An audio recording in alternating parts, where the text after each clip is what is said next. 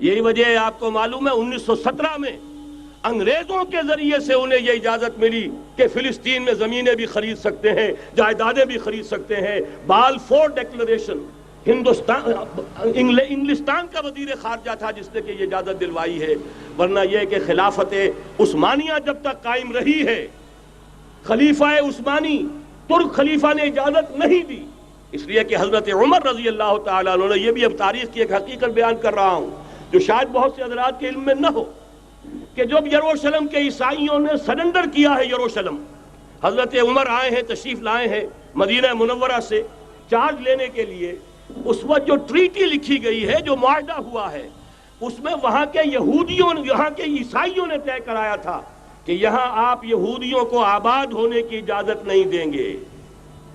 یہودی آ سکتا ہے، زیارت کر سکتا ہے، اپنے مقامات مقدسہ کو آ کر دیکھ سکتا ہے، یہاں آباد نہیں ہو سکتا۔ اور یہ کون شرط رکھ رہا ہے؟ عیسائی۔ اس وقت تک عیسائیوں کی دشمنی یہودیوں کے ساتھ اس درجے میں تھی، اور یہی حضرت عمر رضی اللہ تعالیٰ عنہ کی وہ شرط تھی کہ سلاطین عثمانیہ، خلفاء عثمانیہ نے بھی، حالانکہ یہودیوں نے بڑی سے بڑی رشوت دینے کی کوشش کی ہے، سلطان عبدالحمید خان کو یوں سمجھیے کہ سیم و زر سے خریدنے کی کوشش کی ہے، لیکن اس کے باوجود ان کا کہ جو فیصلہ حضرت عمر کر گئے تھے، جو کمٹمنٹ رضی اللہ تعالی عنہ ان کی ہے، میں اس سے سر منہ انحراف نہیں کر سکتا۔ اصل میں اسی کی تو صدا ہے جو فری میسنری کے ذریعے سے خلافت کا خاتمہ کرایا گیا، کہ یہی سب سے بڑی رکاوٹ ہے۔ پہلی بات تو یہ ہے کہ وہی نقشہ اس وقت کا آج بھی ہے جہاں تک یہودیوں کا تعلق ہے، لیکن فرق یہ واقع ہو گیا کہ اس وقت عیسائی یہودیوں کے تابع نہیں تھے، بلکہ عیسائیوں اور یہودیوں کے مابین دشمنی تھی۔ آج یہودی عیسائیوں پر مسلط ہو چکا ہے، فرنگ کی رگے جاں پنجے یہود میں ہے، اور آج کے فرنگ کا لیڈر امریکہ ہے۔ امریکہ کا صدر یوں سمجھیے کہ وہ ان یہودیوں کا غلام ہے، مجال نہیں کہ ان کی مرضی سے ادھر سے ادھر ہو جائے، اور اگر کوئی غلطی سے ادھر سے ادھر ہو جائے تو اس کا پتہ چاک ہو جائے گا۔ اب صورتحال کیا ہے؟ عیسائی دنیا، میں ایک بات بتا رہا تھا بیچ میں رہ گئی، کہ جہاں تک پروٹیسٹنٹ عیسائی تھے وہ تو پہلے ان کے ہاتھ میں تھے، حال ہی میں انہوں نے جو فتح حاصل کی ہے وہ کیتھولک عیسائیت کو بھی اپنے ہاتھ میں لے لیا ہے۔ چنانچہ پوپ صاحب نے فرمان جاری کر دیا ہے کہ ہمارے خداوند یسوع مسیح کے قتل کی ذمہ داری ان یہودیوں پر نہیں ہے، بری کر دیے گئے۔ 1900 برس کے بعد، بلکہ 2000 برس کے قریب ہو گئے، انہیں ایگزونریٹ کر دیا گیا، ایبسولو کر دیا گیا، ان پر ذمہ داری نہیں۔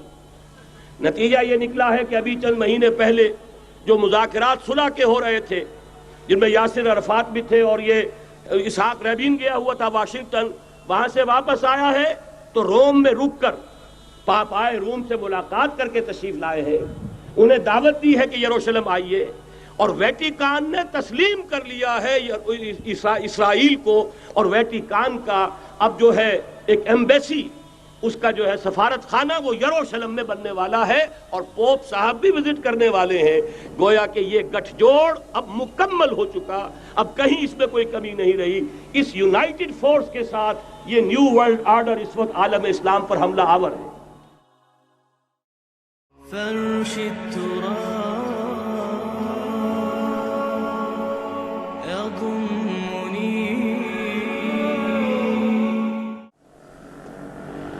آج بھی new world order, Jew world order در حقیقت یہود کی ریشہ دوانی، در حقیقت زائنسٹ موومنٹ تقریباً 100 برس پہلے جو شروع ہوئی، اس سے بھی 125 برس پہلے آرڈر آف دی ایلومیناٹی، وہ آرڈر آف دی ایلومیناٹی 1776 میں قائم کیا گیا تھا، یہودیوں کی سازش، وہ آج تک چل رہی ہے۔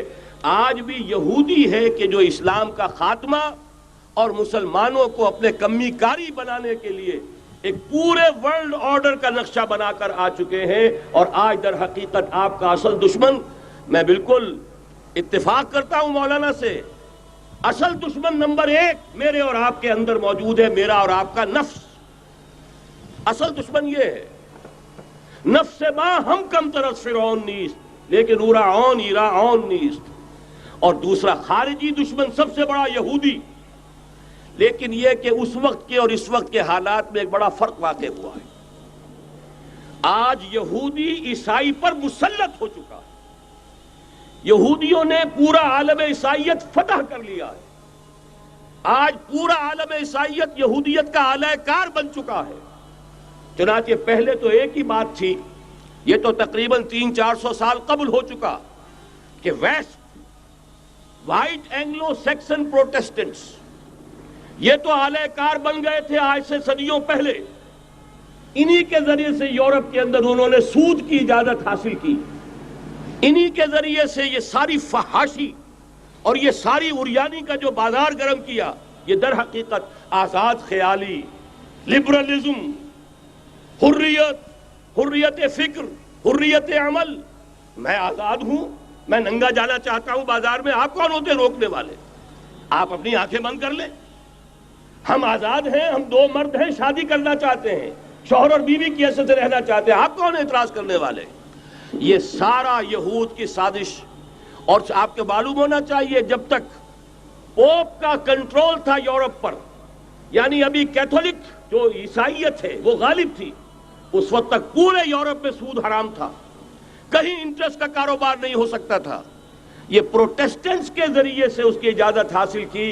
نتیجہ یہ نکلا، علامہ اقبال شاعر مشرق اس صدی کے آغاز میں گیا تھا یورپ، اور وہاں جا کر اس نے دیکھ لیا تھا فرنگ کی رگے جہاں پنجے یہود میں ہے. معاشی اعتبار سے یہودیوں نے پورے یورپ کے اوپر اپنا تسلط قائم کر لیا تھا. اور یہ یہودی کون تھے؟ Rothschilds, Goldsmiths. بہرحال مجھے جو دوسری بات کہنی تھی وہ یہ کہ یریدون لیطفئوا نور اللہ بافواہہم اس وقت بھی یہودی تھا، آج بھی یہودی ہے. لیکن فرق یہ واقع ہوا ہے کہ اس وقت یہودی کے کنٹرول میں عیسائی نہیں تھے، بلکہ 1200 برس تک یہودیوں کے اوپر ظلم و ستم بلکہ ہوتا رہا عیسائیوں کے ہاتھوں. پورے یورپ میں پرسیکیوٹڈ تھے. انہیں اگر کہیں سہارا ملا مسلمانوں کے ذریعے سے اسپین میں ملا ہے. بن گوریان نے خود لکھا اپنی کتاب میں کہ ڈیورنگ دی ڈائسپورا، یہ ہمارا جو انتشار کا دور ہے 70 عیسوی سے جو شروع ہوا تھا، اس ڈائسپورا کے دوران our golden period is the period of Muslim Spain. ہمارا سنہری دور وہی ہے جو مسلمان ہسپانیہ کا دور ہے. انہیں آرام ملا، انہیں پروٹیکشن ملی، انہیں عیش ملے، اور وہیں سے انہوں نے عیسائیت کے اندر نقب لگا کر اور وہاں سے اپنے راستے پیدا کیے. اور دوسرا کام یہ کیا، عیسائیوں کی عداوت کا رخ اپنی بجائے مسلمانوں کی طرف کر دیا. یہ ہے ہوشیاری، یہ ہے چالاکی. دشمنی تو ہے، اور دشمنی کے جذبات کو ادھر کے بجائے ادھر کر دو. انگریز کیا کر کے گیا تھا ہمارے ساتھ؟ یہ کشمیر کا مسئلہ کیوں پیدا ہوا؟ انگریز نے 200 برس یا کہیں 100 برس ہندوستان پر حکومت کی تھی، اور سابق حکمران کے خلاف نفرت ہوتی ہے. جب کوئی قوم آزاد ہوتی ہے اپنے سابق حکمرانوں کے خلاف نفرت ہوتی ہے. اس نفرت کو روکا کہ ان کی آپس میں نفرت کے لیے کشمیر کی ہڈی ڈال جاؤ، آپس میں لڑتے رہیں، ہمارے سے ہماری طرف دوستی کا ہاتھ وہ بھی بڑھائیں یہ بھی بڑھائیں. یہ بہت بڑی سازش تھی، ایسے ہی نہیں ہو گیا تھا. جان بوجھ کر مسئلہ پیدا کیا گیا کہ یہ پاکستانی بھی ہمارے دوست رہے، کامن ویلتھ میں رہیں، یہ ہندوستان بھارت بھی ہمارا دوست رہے، کامن ویلتھ میں رہیں. آپس میں لڑیں، دشمنی کا جتنا جذبہ ہے وہ آپس میں طے کر لیں، باقی ہمارے لیے دوستی ہی دوستی رہ جائے. بین ہی یہ کام یہود نے کیا. عیسائیوں کا جو کہ حضور کے زمانے میں اقربہم مودۃ للذین آمنوا، جو قریب ترین تھے محبت کے اعتبار سے، جن کے قرب کی ایک مثال یہ ہے کہ نجاشی رحمہ اللہ ایمان لے آئے، جن کے قرب کی ایک مثال یہ ہے وہ وفد آیا تھا عیسائیوں کا. وَإِذَا سَمِعُوا مَا أُنزِلَ إِلَى الرَّسُولِ تَرَىٰ أَعْيُنَهُمْ تَفِيضُ مِنَ الدَّمْعِ، جب انہوں نے قرآن سنا ان کے آنکھوں سے آنسوؤں کی ندیاں روانہ ہو گئیں. جن کی ایک مثال یہ کہ مقوقس شاہ مصر، اس نے حضور کے ایلچی کا اعزاز کیا تھا اور وہاں سے ہدیے بھیجے تھے. جن کے قریب ہونے کی ایک نشانی یہ ہے کہ ہرقل چاہتا تھا کہ مسلمان ہو جائے، لیکن بس یہ کہ وہ حکومت اور سلطنت پاؤں کی بیڑی بن کر پڑی رہ گئی. چاہتا تھا پوری سلطنت مسلمان ہو جائے، جیسے کبھی پوری سلطنت عیسائی ہو گئی تھی کانسٹنٹائن کے زمانے میں. یہ کام ہو نہیں سکا، محروم رہ گیا. اس قدر قریب تھے یہ نصارہ محمد الرسول اللہ والذین معہ کے. لیکن یہ کہ آپ کو معلوم ہے 10ویں صدی عیسوی کے بعد سے وہ نفرت کا دھارا صلیبی جنگوں کی شکل میں عالم اسلام پر ٹوٹ پڑا. اور اس کے بعد حال ہی میں جو فتح انہوں نے حاصل کی، نوٹ کر لیجئے کہ جہاں تک پروٹیسٹنٹ مذہب کا تعلق ہے وہ تو پہلے سے ان کی جیب میں تھا. یہ ویسٹ کا لفظ آپ نے پڑھا ہوگا اور اخبارات میں آتا رہا. خلیج کی جنگ کے دوران ویسٹ ایک تو کہتے ہیں یہ بھیڑ جو کاٹ جاتی ہے منہ سوج جاتا ہے، ایک یہ ویسٹ مخفف ہے. وائٹ اینگلو سیکسن پروٹیسٹنٹس، سب سے پہلے یہود نے انہیں شکار کیا، اپنا اعلی کار بنایا. یہی وجہ ہے آپ کو معلوم ہے 1917 میں انگریزوں کے ذریعے سے انہیں یہ اجازت ملی کہ فلسطین میں زمینیں بھی خرید سکتے ہیں، جائیدادیں بھی خرید سکتے ہیں. بالفور ڈیکلریشن انگلستان کا وزیر خارجہ تھا جس نے کہ یہ اجازت دلوائی ہے، ورنہ یہ کہ خلافت عثمانیہ جب تک قائم رہی ہے، خلیفہ عثمانی ترک خلیفہ نے اجازت نہیں دی. اس لیے کہ حضرت عمر رضی اللہ تعالیٰ عنہ، یہ بھی اب تاریخ کی ایک حقیقت بیان کر رہا ہوں جو شاید بہت سے حضرات کے علم میں نہ ہو، کہ جب یروشلم کے عیسائیوں نے سرنڈر کیا ہے یروشلم، حضرت عمر آئے ہیں، تشریف لائے ہیں مدینہ منورہ سے چارج لینے کے لیے. اس وقت جو ٹریٹی لکھی گئی ہے، جو معاہدہ ہوا ہے، اس میں وہاں کے یہودیوں، یہاں کے عیسائیوں نے طے کرایا تھا کہ یہاں آپ یہودیوں کو آباد ہونے کی اجازت نہیں دیں گے. یہودی آ سکتا ہے، زیارت کر سکتا ہے، اپنے مقامات مقدسہ کو آ کر دیکھ سکتا ہے، یہاں آباد نہیں ہو سکتا. اور یہ کون شرط رکھ رہا ہے؟ عیسائی. اس وقت تک عیسائیوں کی دشمنی یہودیوں کے ساتھ اس درجے میں تھی. اور یہی حضرت عمر رضی اللہ تعالیٰ عنہ کی وہ شرط تھی کہ سلاطین عثمانیہ، خلفاء عثمانیہ نے بھی، حالانکہ یہودیوں نے بڑی سے بڑی رشوت دینے کی کوشش کی ہے، سلطان عبدالحمید خان کو یوں سمجھیے کہ سیم و زر سے خریدنے کی کوشش کی ہے، لیکن اس کے باوجود ان کا کہ جو فیصلہ حضرت عمر کر گئے تھے، جو کمٹمنٹ رضی اللہ تعالیٰ عنہ ان کی ہے، میں اس سے سرے منہ انحراف نہیں کر سکتا. اصل میں اسی کی تو صدا ہے جو فری میسنری کے ذریعے سے خلافت کا خاتمہ کرایا گیا، کہ یہی سب سے بڑی رکاوٹ ہے.